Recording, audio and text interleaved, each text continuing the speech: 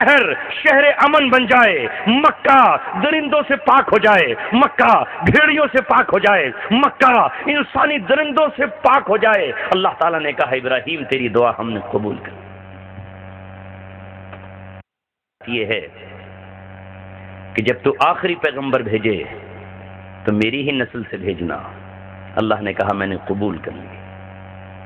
کھڑے تھے اس مقام پر، دعا کرتے چلے گئے، اللہ نے کہا یہ بھی قبول، یہ دعا بھی قبول۔ مکے والوں کو پھل چاہیے، لو ہم نے مکے والوں کو پھل عطا کر دیا۔ اہل مکہ کو امن چاہیے، ہم نے قیامت تک کے لیے اسے امن کا گہوارہ بنا دیا، یہ امن کا گہوارہ رہے گا۔ اور کیا چاہیے، کیا مانگتے ہو؟ اللہ تعالیٰ ادھر قافلے آتے رہے، لوگوں کے دل ادھر کر دیجئے۔ اللہ نے کہا یہ قافلے آتے رہیں گے، زمانہ کوئی بھی ہو، وہ دور ابرہہ کا ہو یا وہ دور بخت نصر کا ہو، وہ دور کسی بھی بادشاہ کا ہو، ہر دور کے اندر یہاں قافلے مکہ کی طرف آتے رہیں گے۔ ابراہیم تم اس مقام پر کھڑے ہو کہ جہاں تم جو لب کھولو گے ہم اس دعا کو تمہاری قبول کرتے چلے جائیں۔ لوح و قلم اللہ تبارک و تعالی ہاتھ میں دے کر کہتا ہے کہ اب تقدیر لکھو۔ کیسے لکھو؟ کیسے لکھو تقدیر؟ ایسے کہ جیسے حضرت سعد بن وقاص رضی اللہ تعالیٰ نے لکھی۔ میں اپنا موضوع اور دونوں موضوع ساتھ لے کر چل رہا ہوں، کیونکہ اگر ایک کو چھوڑ دیا تو دوسرا پیچھے رہ جائے گا، وہ شکایت کرے گا کہ مجھے چھوڑ دیا۔ تو دونوں ساتھ ساتھ چلتے رہیں اور تیسرا بھی آ جائے گا بعد میں۔ اللہ تبارک و تعالی ہمیں بھی آج اس پر عمل کی توفیق مرحمت فرما دے۔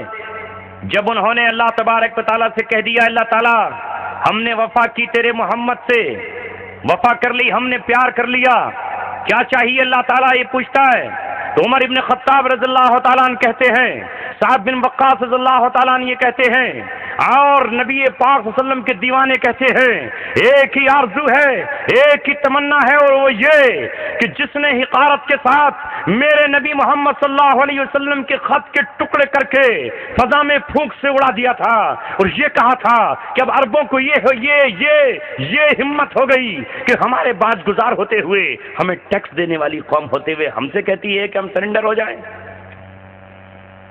اب عربوں کو یہ جرأت کہ وہ یہ دعویٰ کرے کہ ان کے ایک نبی پیدا ہوا ہے، میں اس کے ہاتھ پر بیٹھ کروں، میں اسے اپنا رہبر اور رہنما مانوں، میں اس کے سامنے اپنا سر جھکا دوں، میں اس کے قدموں میں اپنا سر رکھ دوں، میں اس کی اتباع کروں۔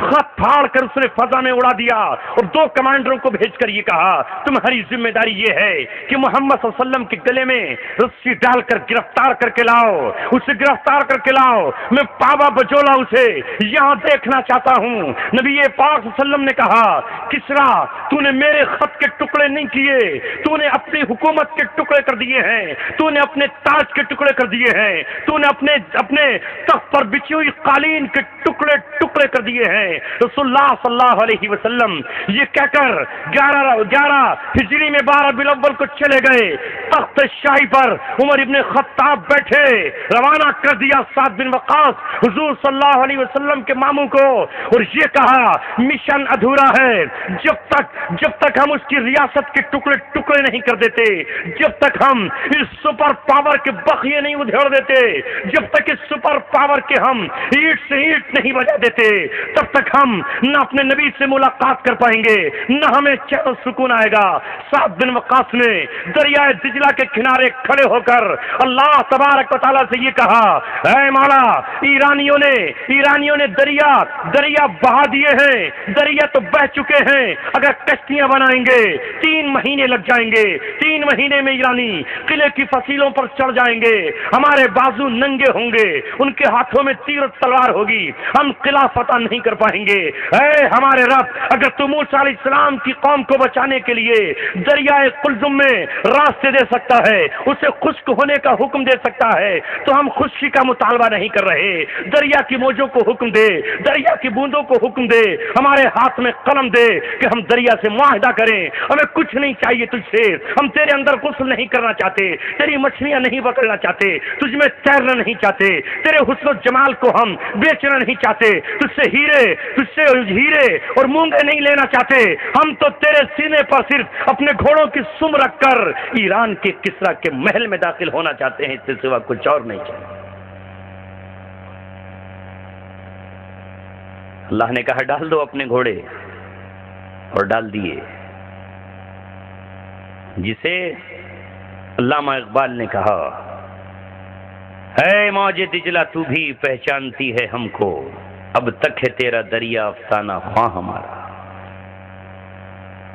اب تک ہے تیرا دریا افسانہ خواں ہمارا، ٹل نہ سکتے تھے اگر جنگ میں اڑ جاتے تھے، پاؤں شیروں کے بھی میدان سے اکھڑ جاتے تھے، تجھ سے سرکش ہوا کوئی تو بگڑ جاتے تھے، ایس چیز ہے کیا توپ سے لڑ جاتے تھے، دشت تو دشت ہے دریا بھی نہ چھوڑے ہم نے، بحر ظلمات میں دوڑا دیے گھوڑے ہم نے، ریاضانے کبھی یورپ کے کلیساؤں میں اور کبھی افریقہ کے تپتے صحراؤں میں، ہم جو جیتے تھے تو جنگوں کی مصیبت کے لیے اور مرتے تھے تیرے نام کی عظمت، اپنی بڑائی کے لیے نہیں، اپنا کتبہ نہیں چاہیے، اپنا کتبہ نہیں چاہیے کہ قبر پہ لکھ دینا فلاں ابن فلاں ابن فلاں ابن فلاں ابن فلاں ابن فلاں ابن فلاں، نہیں، کتبہ نہیں چاہیے قبر پر، نہیں چاہیے پتھر لکھا ہوا قبر پر، بلکہ اللہ تبارک و تعالیٰ کی عظمت اور اس کے جھنڈے گاڑنے کے لیے جیا کرتے تھے۔ سعد بن وقاص نے گھوڑے سمندر میں ڈالے، پار ہوئے کہ نہیں ہوئے، ایران کے کسرا کے محل میں داخل ہوئے اور اس کی ریاست کے ٹکڑے ٹکڑے مچا دیے، جتنے ٹکڑے اس نے میرے نبی کے خط کیے تھے، صحابہ نے اعلان کر دیا کیسر تو اپنے ٹوٹے ہوئے ٹکڑوں کو صبح قیامت تک جمع نہیں کر پائے گا، تیرے کسرا کے خاتمے کے بعد دوسرا کسرا جنم نہیں لے گا، جب اس دھرتی پر کوئی بادشاہ بیٹھے گا وہ ہم ہوں گے، نام اس کا کچھ بھی ہو، عقیدے میں اس کا ہمارا تھوڑا بہت ٹکراؤ ہو، یہ ہو سکتا ہے، لیکن تیری اولادیں نہیں آئیں گی، تیرے جگر گوشے نہیں آئیں گے، آئیں گے محمد صلی اللہ علیہ وسلم کے غلام۔ یہ ہے وفا، اور وفا جب پوری ہوتی ہے کہ جب جو وعدہ کیا ہے اللہ سے اس کے رسول سے اسے پورا کر دکھائے۔ ایسی محبت چاہیے، اور یہ محبت صحابہ کو آپ کہو گے صاحب وہ تو نبی کے ساتھی تھے، اصحاب تھے، ہم ان جیسے کہاں، تلک امۃ قد خلت، وہ ایک جماعت تھی جو گزر گئی، لہا ما کسبت، بھئی ان کے لیے ان کی کمائی ہے، ہمارے لیے ہماری ہے، لیکن یہ میرے اور کہنے آپ کے کہنے سے کام نہیں چلے گا، معیار وہی ہیں، انہی کو سامنے رکھا جائے گا، وہی ابتدا ہیں۔ نبی پاک صلی اللہ علیہ وسلم کے بعد آپ صلی اللہ علیہ وسلم کی بنی ہوئی اسلام کی عمارت کو جب تک وہ رہے، جب تک وہ زندہ رہے، تب تک اس عمارت کی ایک اینٹ کو اکھڑنے نہیں دیا، ایک اینٹ کو دشمن کو چھونے نہیں دیا۔ آؤ میں لمبی بات نہیں کر رہا، صحابہ کے واقعات آپ سنتے رہتے ہو، لیکن آج چونکہ ہم پر اتنے حملے ہیں، ہمیں جو چاہتا ہے ٹیلی ویژن پر بیٹھ کر کے ورغلا دیتا ہے اور ہم کہتے ہیں یہی صحیح ہے۔ کوئی ہم سے کہتا ہے کہ اسلام میں تو شدت ہے ہی نہیں، اسلام میں سختی کہاں ہے؟ ہم کہتے ہیں ہاں بالکل، ارے اسلام ہی میں تو سختی ہے، اسلام ہی میں سختی ہے، اس کے علاوہ کوئی دین اتنا سخت نہیں ہو سکتا جتنا اسلام ہے، لوہے سے زیادہ سخت ہے۔ کیا کہا اللہ تعالیٰ نے؟ ان اللہ یحب الذین یقاتلون فی سبیلہ صفا کأنہم بنیان مرصوص، بنیان کہتے ہیں عمارت کو، دیوار کو، اور مرصوص کہتے ہیں وہ دیوار جس کی مضبوطی میں تانبا اور لوہا پگھلا کر کے اندر ڈال دیا گیا ہو، اس کی مضبوطی کا کیا عالم ہوگا۔ وہ پوری دیوار پتھر کی، لوہا اور تانبا اس میں پگھلا کے اندر ڈال دیا گیا، اس کی مضبوطی کا کیا عالم ہوگا۔ اللہ تبارک و تعالیٰ یہ کہہ رہا ہے کہ ایسے مسلمان چاہیے، اللہ تبارک و تعالیٰ سے جو محبت مانگتے ہیں، محبت چاہیے اللہ تبارک و تعالیٰ کی، تو وہ ریت کی دیوار نہ ہو کہ ایک ہوا کے جھونکے میں ریت اڑ کر کے چلی جائے اور پتہ ہی نہیں چلے کہ یہاں ریگستان تھا، یہ کہاں گیا ریت، یہ تو ہوا کے ایک جھونکے میں چلا گیا۔ ان اللہ یحب الذین یقاتلون فی سبیلہ صفا، اللہ تبارک و تعالیٰ ان سے محبت کرتا ہے جو اللہ تبارک و تعالیٰ کے راستے میں مقابلہ کرتے ہیں دشمنوں کا. کیسے؟ تتر بتر ہو کر. کوئی یہاں کھڑا ہے، کوئی وہاں کھڑا ہے، کوئی یہاں بیٹھا ہے، کوئی وہاں بیٹھا ہے. صفا، صفن، صف بنا کر. اللہ تبارک و تعالیٰ نے صفوں کا ہمیں حکم دیا. وہ نماز جو 5 وقت تم پر فرض ہے، سوائے اس معذوری کے جس میں شریعت ہی تمہیں اجازت دیتی ہو کہ آپ دیوانے ہو گئے یا پاگل ہو گئے، لہذا آپ نہیں پڑھ سکتے، اتنے دن بے ہوش رہے، نماز پڑھ ہی نہیں سکتے. ورنہ وہ نماز اگر گھٹنے چلنے کے قابل ہیں، اگر پیر چلنے کے قابل ہیں، جس میں چلنے کی سکت ہے، تو مسجد میں جا کر ادا کرو. اور مسجد میں جا کر کیسے ادا کرو؟ جب چاہے جو چاہے پڑھ لے. 3 پہنچے انہوں نے پڑھ لی، 5 پہنچے انہوں نے پڑھ لی، 1 پہنچا اس نے پڑھ لی، 2 پہنچے انہوں نے پڑھ لی، میں پہنچا میں نے پڑھ لی، آپ نے پہنچا آپ نے پڑھ لی. کیسے پڑھیں؟ صف بنا کر.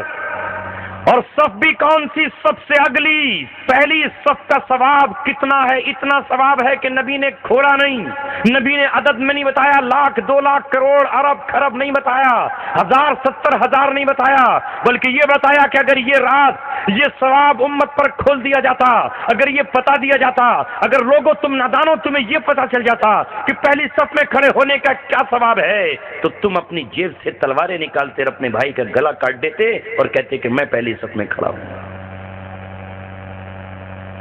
اتنا ثواب ہے اللہ تبارک و تعالیٰ کا. مسجد میں صف بناؤ، 5 مرتبہ 24 گھنٹے مسجد میں پہنچے مرد صفوں میں کھڑے ہوں. اور رسول اللہ صلی اللہ علیہ وسلم اعلان کرتے، آج بھی امام حرم اعلان کرتے ہیں، تمام امام حرم اعلان کرتے، سووا صفوفکم، اپنی صفوں کو سیدھا کر لو. نبی تو ہاتھ میں اپنی چھڑ لیتے، رو کے سینے پہ مار کے سیدھا کراتے. صفیں سیدھا کرو، نماز کا قائم کرنا، صفوں کو سیدھا کرنا نماز کا قائم کرنا ہے. کہیں فرماتے اگر صفیں تمہاری ٹیڑھی ہوں گی تو اللہ تعالیٰ تمہارے دلوں کو ٹیڑھا کرے.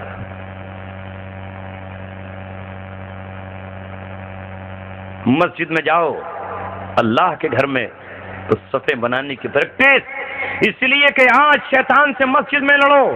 محراب کو جانتے ہیں؟ محراب کیوں کہتے ہیں؟ محراب کا نام سنا ہے؟ محراب کسے کہتے ہیں؟ جہاں امام نماز پڑھاتا ہے وہی تو محراب ہے. اس کے معنی کیا؟ علماء سے پوچھئے. جنگ کرنے کا آلہ، جنگ کرنے کا ہتھیار، جنگ کرنے کا مقام. جنگ کس سے ہوتی ہے؟ وہاں مختلف سے تھوڑی ہوتی ہے، وہاں شیطان سے جنگ ہوتی ہے. شیطان کہتا ہے اذکر کذا، ارے فلاں کام یاد کر، فلاں بات یاد کر، یہ یاد کر، وہ یاد کر. جتنی دیر مسجد میں کھڑا رہتا ہے شیطان سے جنگ ہوتی رہتی ہے، اندر چھپے ہوئے دشمنوں سے جنگ ہوتی ہے. یہ جنگ وہاں بھی ہے اور ایک وقت وہ بھی آ سکتا ہے کہ باہر تمہیں جنگ کے لیے نکلنا پڑے. یہ ہوا ہے، ہوتا رہا ہے اور قیامت تک ہوگا. نبی پاک صلی اللہ علیہ وسلم نے یہ کہہ دیا. یہ کیسے ہو سکتا ہے کہ میرا امتی زمین پر موجود ہو اور اسے یہ حالات پیش نہ آئیں؟ لہذا یہ کہا گیا کہ جو اللہ تبارک و تعالیٰ کے راستے میں صفیں بناتے ہیں ان کی صفیں کیسی ہوں کہ پانی کی ایک دھار سے بھاگ جائیں. کأنہم بنیان مرصوص، یہ ایسے کھڑے ہوں جیسے سیسا پلائی ہوئی عمارت اور دیوار کھڑی. ہاتھی آئے ٹکرائے مر جائے، بلڈوزر آئیں پیچھے ہٹ جائیں، دشمن جنگی ساز و سامان لے کر آئے تو یہ سمجھے کہ یہ جسم اور پوست کے ہڈی اور گوشت کے انسان نہیں ہے، یہ فولادی انسان ہے، اپنے مقام سے نہیں ہٹ سکتے، نہیں ہٹیں گے اپنے مقام سے. لہذا آج دنیا نے یہ نظارہ دیکھا. رسول اللہ صلی اللہ علیہ وسلم نے صحابہ کو احد پہاڑ میں صحابہ کو پہاڑ کی چوٹیوں پر کھڑا کر دیا. جو صحابہ پہاڑ کی چوٹی پر کھڑے رہے، آپ صلی اللہ علیہ وسلم نے یہی تو کہا تھا کہ تم یہیں کھڑے رہنا، جنگ کا کوئی پاسا نہیں پلٹے گا۔ اس سختی کو جن صحابہ نے برداشت کیا انہوں نے جان دے دی، باقی صحابہ نیچے اتر آئے، مال غنیمت کو حاصل کر لیا، نبی کی بتائی ہوئی سختی کو استعمال نہیں کیا، کہا اب سختی کی ضرورت کیا ہے، اب پہاڑ کی چوٹی پر کھڑے ہو جانے کی ضرورت کیا ہے۔ اس نرمی کا عالم یہ ہوا کہ نبی کا چہرہ زخمی ہو گیا اور 70 صحابہ شہید ہو گئے، جن میں نبی کے چچا کے بھی 13 ٹکڑے ہو گئے۔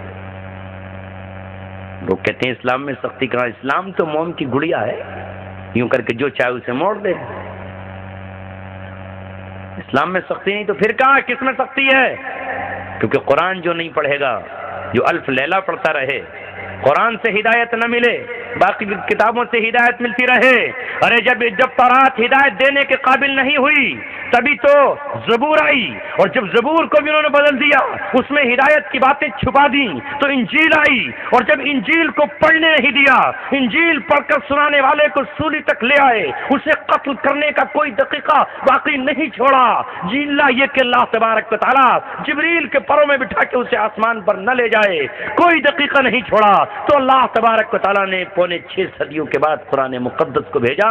اب یہ ہے ہدایت نامہ، یہ ہے راہنما کتاب، یہ ہے قرآن، اسے پڑھو، اس سے پوچھو کہ اللہ تبارک و تعالیٰ کو کیا چاہیے، اپنا من مت بتا۔ تورات کی آیتیں ہمیں مت سنا، انجیل کی آیتیں مت سنا، ہمیں رامائن اور گیتا پڑھ کے مت سنا، ہمیں قرآن اور کسی اور کتاب کے شروع پڑھ کے مت سنا، ہم نہیں سننا چاہتے، ہمیں برنارڈ شاہ کے قول مت بتا، ہم کسی کی بات نہیں سننا چاہتے، نہ ہم لینن کے پجاری ہیں، نہ مارکس کے پجاری ہیں، نہ ہم میکس ویبر کے ماننے والے ہیں، ہم تو اللہ اور اس کی رسول کے ماننے والے ہیں۔ اللہ نے اپنے نبی پر قرآن اتارا ہے، نبی کی زبان پر حدیث کو جاری کیا ہے۔